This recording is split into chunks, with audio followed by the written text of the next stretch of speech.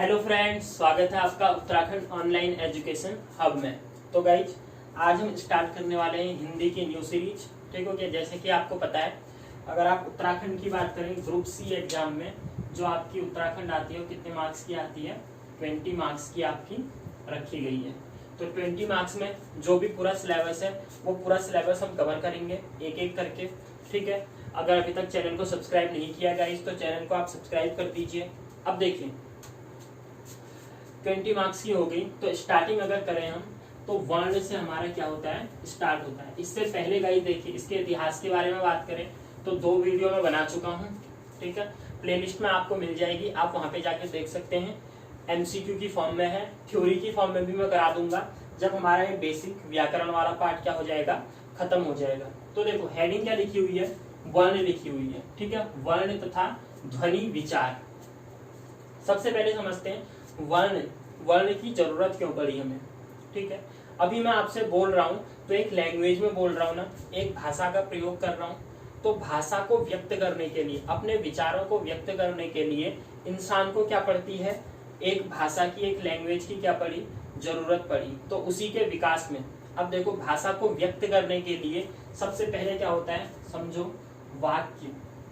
मैं अगर बोल रहा हूँ आपसे, आज से हम हिंदी की वीडियो स्टार्ट कर रहे हैं, एक पूरा का पूरा क्या है गाइस? ये वाक्य है ना। तो वाक्य सबसे बड़ी इकाई होती है। ठीक हो गया। वाक्य से हम क्या करते हैं? अपने विचारों को व्यक्त करते हैं। फिर आएगा वाक्य से अगर छोटी इकाई क्या है? ये तो सबसे बड़ी इकाई हो गई। ठीक है। उसके बाद इससे छोटी इकाई क्या होती है आपकी? उपवाक्य होती है। क्या हो जाएगी गाइस? उपवाक्य। वाक्य हो गया, वाक्य से छोटा आपका क्या हो जाएगा? उपवाक्य हो जाएगा। ठीक है। उपवाक्य से भी छोटा बोलोगे तो पदबंध। क्या हो जाएगा? पदबंध होता है। वाक्य, उपवाक्य, उसके बाद क्या आ जाएगा? पदबंध आ जाएगा। फिर आपका पद आ जाएगा। पद से छोटी इकाई क्या हो जाएगी आपकी? अक्षर हो जाएगी। और अक्षर से छोटी इकाई आपकी क्या हो जाएगी? वर्ण हो जाएगी, जिसको क्या बोला जाता है? ध्वनि बोला जाता है। वर्ण बोल लो या फिर क्या हो गई? ध्वनि। तो भाषा की सबसे छोटी इकाई, अपने विचारों को व्यक्त करने की सबसे छोटी इकाई क्या कहलाती है? वर्ण कहलाती है। ठीक हो गया। वर्ण क्या हो गया? अक्षरों का ना, जो ये होते हैं ध्वनि उच्चारण। ठीक हो गया। कोई भी ध्वनि उच्चारण, जैसे मैं बोल रहा हूँ तो अलग अलग क्या हो रहे हैं? वर्णों का यूज हो रहा है, ध्वनियों का यूज हो रहा है। तो यही हमारे क्या कहलाते हैं? वर्ण। अब ये वर्णों का उच्चारण का समूह। ठीक है। वर्णों को अगर एक समूह में व्यवस्थित कर दिया जाए, जैसे अ, आ, ई, उनका एक क्या बना दिया मैंने? क्रम बना दिया ना, तो वो क्या कहलाएगा? मेरा वर्णमाला कहलाएगा। ठीक है। आई थिंक इतना आपको समझ आ गया होगा। सबसे बड़ी इकाई वाक्य हो गई, भाषा की सबसे छोटी इकाई क्या हो गई? वर्ण। वर्णों को एक समूह में व्यवस्थित कर दिया उनके उच्चारण के अनुसार। तो उनके उच्चारण के अनुसार अगर व्यवस्थित कर दोगे तो वो चीज क्या बन जाएगी? मेरी वर्णमाला बन जाएगी। जैसे अंग्रेजी में पढ़ते हो 26 अक्षर होते हैं, अल्फाबेट्स होते हैं। ऐसे ही अगर हम हिंदी वर्णमाला की बात करें, इंग्लिश में स्वर, वोवल्स और कॉन्सोनेंट में तोड़ते हैं, ऐसे ही वर्णमाला हिंदी में भी स्वर और व्यंजन में हमने क्या कर दिया? 2 पार्ट्स में तोड़ दिया। अब बात करते हैं पहले स्वर की। देखो, स्वर क्या होते हैं। ठीक हो गया। नॉर्मली स्वर वो होंगे जो मूल ध्वनियां होंगी। मूल ध्वनियां क्या कहलाएंगी? आपकी स्वर कहलाएंगी। अब इन स्वर को भी हमने बेसिकली कितने पार्ट में डिवाइड कर दिया? 2 पार्ट्स में क्या कर दिया? डिवाइड कर दिया। एक को बोला हमने ह्रस्व स्वर, और दूसरा क्या कहलाया हमारा? दीर्घ स्वर कहलाया। ठीक है। अब ह्रस्व स्वर क्या होते हैं, दीर्घ स्वर क्या होते हैं, वो समझ लीजिए। तो ह्रस्व स्वर वो स्वर होते हैं जिनको बोलने में कम समय लगे, जैसे अ, आ, ऐसे बोलोगे। ठीक है। उससे पहले समझ लो स्वर होते कौन कौन है। तो देखो, अ, आ, ई, उ, री, उ, ए, ऐ, ओ, औ, ये हमारे क्या होते हैं? बेसिकली स्वर होते हैं। ठीक हो गया। तो टोटल जो स्वरों की संख्या आ जाती है, देखो 1 2 3 4। ह्रस्व स्वर कितने हो गए? 4 तो हमारे ह्रस्व स्वर होते हैं। और 1 2 3 4 5 6 7, 7 हमारे क्या होते हैं? दीर्घ स्वर होते हैं। ये याद रखिएगा। तो 7 और 4 दोनों मिलकर कितने हो गए? 11 हो गए। तो स्वरों की संख्या हिंदी वर्णमाला में, स्वरों की संख्या कितनी होती है? 11 होती है। एक एक जो चीज बोल रहा हूँ वो सारे के सारे अपने आप में एक क्वेश्चन है। ठीक है। ह्रस्व स्वर कितने होते हैं पूछे तो 4। दीर्घ स्वर कितने होते हैं पूछे तो आप क्या बोल दोगे 7। ऐसे ही अगर स्वरों की संख्या पूछे तो स्वर कितने हो गए 11। ठीक है, कहीं पे आपको कुछ बुक्स में री को स्वर दिया हुआ भी है, किसी में नहीं भी दिया हुआ है, बट जो हिंदी इंडियन गवर्नमेंट की जो हिंदी भाषा मानकीकरण है उसमें अगर आप देखोगे तो री को क्या बोला गया है, ह्रस्व स्वर के अंदर रखा गया है। तो ये याद रखो 11। इसके अलावा दो चीजें और होती हैं, अयोगवाह कहा जाता है उन्हें क्या कहा जाता है, अयोगवाह। तो अयोगवाह में क्या हो गया आपको, एक तो होता है अंग और दूसरा क्या हो जाता है, अह हो जाता है। ठीक हो गया, ये याद रखिएगा, एक हो जाता है अंग और दूसरा क्या हो जाता है गाइज, अह हो जाएगा। ठीक हो गया आपका। अब देखो ये अह तो क्या कहलाता है, विसर्ग कहलाता है, और अंग क्या कहलाता है, ये अयोगवाही का ही क्या हो गए, दोनों पार्ट हो गए।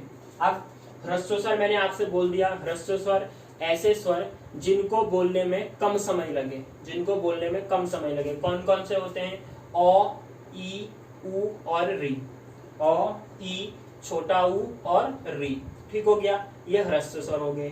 दीर्घ स्वर क्या होंगे, इनको बोलने में ह्रस्व स्वर की अपेक्षा ज्यादा टाइम लगता है। जैसे अ हो गया, अब मतलब कह सकते हो एक आ की मात्रा ज्यादा लगेगी या एक मात्रा ज्यादा लगेगी। देखो आ से ज्यादा समय लगेगा, बड़ा ई, छोटे ई से ज्यादा समय लगा, बड़ा ऊ। ठीक हो गया, ए, आई, ओ, औ। तो ये 7 होते हैं जो क्या होते हैं, हमारे दीर्घ स्वर होते हैं। एक कैटेगरी इसी में और बांटी जाती है, तो वो भी याद रख लीजिएगा। एक क्या हो जाते हैं आपके प्लूत स्वर। क्या बोला जाता है इन्हें, प्लूत स्वर। प्लूत स्वर क्या होते हैं, जिनको बोलने में ह्रस्व स्वर से तो ज्यादा टाइम लगे ही लगे, दीर्घ स्वर से ज्यादा टाइम लगे। ठीक है, ह्रस्व और दीर्घ दोनों से ज्यादा समय लगता है, वो क्या कहलाते हैं, प्लूत स्वर कहलाते हैं। जैसे इनका प्रयोग बेसिकली कहाँ पर होता है, नाटक या संवाद जो होते हैं, या आप किसी को पुकार रहे हो। ठीक है, आपने बोला देखो राम, यही बोलते हो ना, किसी को पुकार रहे हो, मोहन, राम, ऐसे ही तो बोलते हो राम। ठीक है, तो ये क्या लग रहा है, ज्यादा टाइम लग रहा है ना। या दूसरा ओम, जब आप ओम बोलते हो, ठीक हो गया, तब भी क्या हो रहा है, दीर्घ स्वर से ज्यादा टाइम लग रहा है। तो ये चीजें हो गई, ये प्लूत स्वर हो गए। ठीक है, बेसिकली यूज कहाँ पर होता है इनका, संवाद या नाटक में इनका यूज होता है। जब आप किसी को पुकारते हैं या ओम बोलते हैं तो वो क्या होता है, आपके प्लूत स्वर होते हैं। तो इतना हो गया गाइज किसके बारे में, स्वरों के बारे में। और भी स्वरों के देखो प्रकार बहुत से मिलेंगे आपको, अभी मैं पूरा डिस्कस करूंगा, बट अभी पहले क्या बता रहा हूँ, बेसिक जो वर्णमाला के डिवाइडेशन कैसे किया है हमने, वर्णमाला को बांटा कैसे है। तो स्वरों में हो गया इतना। अब चलते हैं किसमें, व्यंजन में। तो व्यंजन क्या होते हैं, स्वर के बाद आगे आपके क्या, व्यंजन। बेसिकली व्यंजन जो होते हैं वो कितने प्रकार के होते हैं, हमारे 3 प्रकार के व्यंजन होते हैं। पहले होता है स्पर्शी व्यंजन, अंतस्थ व्यंजन, ऊष्मीय व्यंजन। ठीक हो गया, फिर से बता रहा हूँ, बेसिकली 3 टाइप के व्यंजन होंगे आपके, स्पर्शी व्यंजन, अंतस्थ व्यंजन और ऊष्मीय व्यंजन। तो समझते हैं स्पर्श व्यंजन क्या होते हैं, वो व्यंजन जिनको बोलने में हमारे मुख के किसी न किसी पार्ट का यूज होता है। ठीक है, या वो कंठ का यूज हो रहा होगा, या वो तालु का यूज हो रहा होगा, या दांतों का यूज हो रहा होगा, या होठों का यूज हो रहा होगा। मूर्धन्य स्वर व्यंजन होते हैं, इनका जो यूज होगा मुख के किसी न किसी पार्ट का, तो वो किस व्यंजन के अंतर्गत आएंगे, स्पर्शी व्यंजन के अंतर्गत आएंगे। जैसे इसमें क वर्ग हो गया। ठीक है, अब क वर्ग में 5 होंगे आपके, क, ख, ग, घ, अंग। वो मैं जब व्यंजन पढ़ाऊंगा पूरा तब डिस्कस करेंगे। ठीक है, ऐसे ही च वर्ग, ट वर्ग, त वर्ग, प वर्ग, ड और ढ। ठीक हो गया, ये हो गए, ये हमारे क्या हो गए, स्पर्शी व्यंजन के उदाहरण। अब अंतस्थ व्यंजन की बात करें तो अंतस्थ व्यंजन में क्या आ जाते हैं आपके, इनको स्वर और व्यंजन के बीच का बोला जाता है। ठीक हो गया, य, र, ल और व, ये 4 क्या होते हैं, हमारे अंतस्थ व्यंजन होते हैं। फिर ऊष्मीय व्यंजन, ऊष्मीय व्यंजन क्या होते हैं, जिनको बोलने में ऊष्मा की जरूरत लगे, थोड़ा आपकी जीभ फिसलेगी। देखो इनको बोलो श, श, स, ह, लग रहा है ना। तो ये ऊष्मीय व्यंजन जिनको ऊष्मा उत्पन्न करे बोलने में, ये ऊष्मीय व्यंजन कहलाएंगे। इसके अलावा क्या होता है, आगत व्यंजन। ठीक हो गया, आगत क्या होते हैं, इनका प्रयोग ये हमारे बेसिकली हिंदी में नहीं थे, ये बाहर से आए हुए लोगों के द्वारा बोले गए या किसी और लैंग्वेज से क्या करे गए हैं, लिए गए हैं। तो जैसे ज हो गया, ज, ठीक है, जौ, एक जौ अलग है हिंदी वर्णमाला का, बट नीचे अगर बिंदु लग जाता है तो ये आगत व्यंजन हो जाएंगे। ठीक है, ज, ज, फ। ऐसे ही क्या होता है, संयुक्त व्यंजन होते हैं। ठीक हो गया। अब संयुक्त व्यंजन की बात करोगे तो क्ष, त्र, ज्ञ और स्र, ये चार क्या होते हैं, हमारे संयुक्त व्यंजन होते हैं। अब देखो इनको ऐड कर लो। मैंने बोला एक वर्ग में 5 होते हैं, तो देखो 5 5 10, 5 15, 5 20, 5 25 और 2 कितने, 27। तो 27 तो हो गए मेरे क्या, स्पर्शी व्यंजन हो गए। ठीक हो गया। अंतस्थ व्यंजन कितने हो गए, 4 मेरे अंतस्थ व्यंजन हो गए। फिर ऊष्मी व्यंजन की बात करें तो 4 मेरे क्या हो जाएंगे, ऊष्मी व्यंजन हो जाएंगे। आगत में 2 आ जाएंगे आपके, और 4 किस में आ जाएंगे, आपके संयुक्त व्यंजन में आ जाएंगे। तो देखो 27 और 4 4 8 2 10 10 4 14, 27 में 14 को ऐड करो तो कितना आ जाएगा, कर लो, 7 4 11, 2 और 1 3 और 1 4, 41 तो ये हो गए। ठीक हो गया। अगर अब आपसे देखो इसमें भी आपका ना ये जो नीचे के हैं, मैंने क्या बोला, आगत और संयुक्त, इनको जोड़ा नहीं जाता है। अगर केवल व्यंजनों की संख्या आपसे पूछे तो व्यंजन आपका कहीं पे 33 दिया होगा, कहीं पे 35, बट 33 याद रखिएगा। ठीक हो गया। व्यंजनों की संख्या कितनी हो जाएगी आपकी, 33। तो आई होप कि इतने में कोई डाउट होगा नहीं आपको। वर्णमाला क्या होती है, स्वर क्या होते हैं, व्यंजन क्या होते हैं, इनके प्रकार क्या हो गए, ये पूरा का पूरा हमने देख लिया। अब हम अलग अलग बात करेंगे इसकी, जैसे स्वरों में अलग अलग पार्ट क्या होगा। ठीक है, ये ह्रस्व स्वर, दीर्घ स्वर। व्यंजनों में स्पर्श व्यंजन, क वर्ग क्या होता है, च वर्ग क्या होता है, उसके बाद आपका क्या होता है, सघोष व्यंजन क्या होते हैं, अघोष व्यंजन क्या होते हैं, कंठव्य व्यंजन क्या होते हैं, कंठ से जो आवाज निकलती है उसके व्यंजन कौन से हैं, तालु वाले व्यंजन कौन से हैं।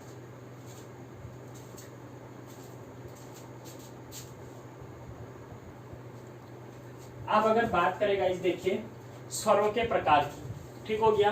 तो स्वरों के प्रकार में देखो, पहले तो मेन तो मैंने आपको बता दिया, ह्रस्व, दीर्घ और प्लूत, अ ई उ री, ये सारा का सारा आपका हो गया। अब प्रयोग के आधार पर, उच्चारण के आधार पर अगर बात करेंगे तो लेखन के आधार पर हो गया आपका। ठीक हो गया, ये सारा उच्चारण हो गया। उच्चारण के आधार पर पहला ह्रस्व, दीर्घ, प्लूत। अब जीभ के प्रयोग के आधार पर कौन कौन से होते हैं, तो देखो 3 टाइप में बांटते हैं, अग्र स्वर, मध्य स्वर और पश्च स्वर। ठीक हो गया। अब अग्र स्वर क्या होंगे, देखो जब आप बोलोगे ना तो अपनी जीभ पे फील करना कि कौन, जीभ का कौन सा वाला पार्ट आपका क्या हो रहा है, यूज हो रहा है। जब आप ई ए ऐ ये बोल रहे हैं गाइस, तो जीभ का आगे वाले पार्ट पे जोर पड़ रहा होगा। देखो ई ए ऐ, तो जीभ के आगे वाले पार्ट पे यूज हो रहा है ना ज्यादातर, तो इसलिए इनको क्या बोला, अग्र स्वर बोला।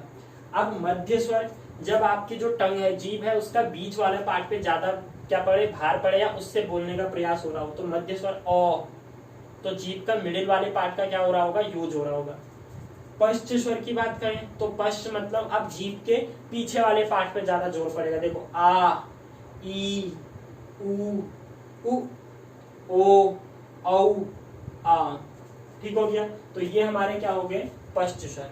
तो आई थिंक पता चल गया होगा आपको अग्र स्वर क्या है, मध्य स्वर क्या है, और थर्ड आपका क्या हो गया गाइस, पश्च स्वर हो गया। ठीक हो गया। ये क्या है करके, आ ई उ, ई नहीं होगा ना, ई पश्च में नहीं आएगा आपका, ई कहां पर आएगा आपका, ई आएगा अग्र स्वर में। ठीक हो गया। तो आ, उ, ओ, औ, ये क्या हो गए हमारे पश्च स्वर हो गए। ऐसे ही मुख द्वार के खुलने के आधार पर, जो हमारा क्या है, मुख द्वार है, उसके खुलने के आधार पर अगर बांटे गए हैं तो 4 टाइप से बांटे हैं, विवृत, अर्धविवृत, अर्धसंवृत, संवृत।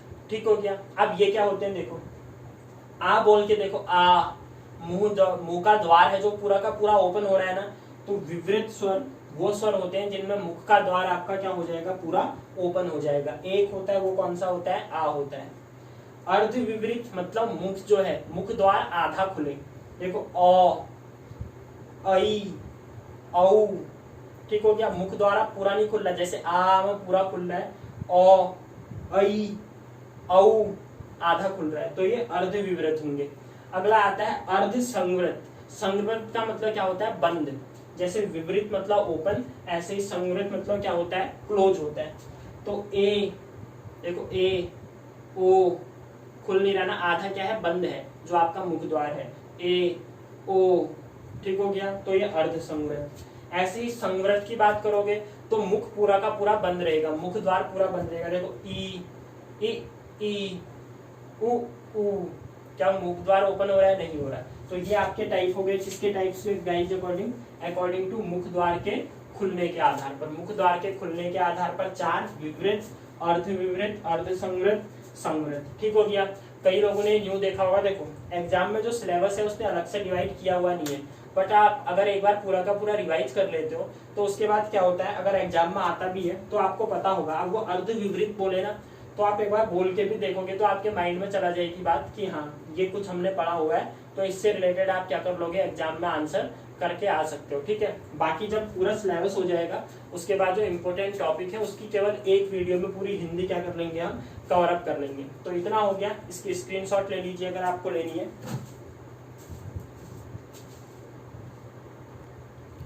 तो आप देख लेते हैं। देखिए गाइस, अगर लास्ट टाइम देखें तो होठों की स्थिति के अनुसार जब हम बोलते हैं तो हमारे जो होठ होते हैं ना, उनकी स्थिति के अनुसार 2 टाइप से बांटा जाता है। एक कहलाते हैं अवृतमुखी स्वर और दूसरे कहलाते हैं व्रतमुखी स्वर। नाम में ही है सब कुछ। गाइस देखो क्या बोल रहा है, अवृतमुखी स्वर। इसका मतलब क्या हुआ, जब आप इनका उच्चारण करेंगे तो आपके होंठ जो हैं वो गोलाकार नहीं होंगे।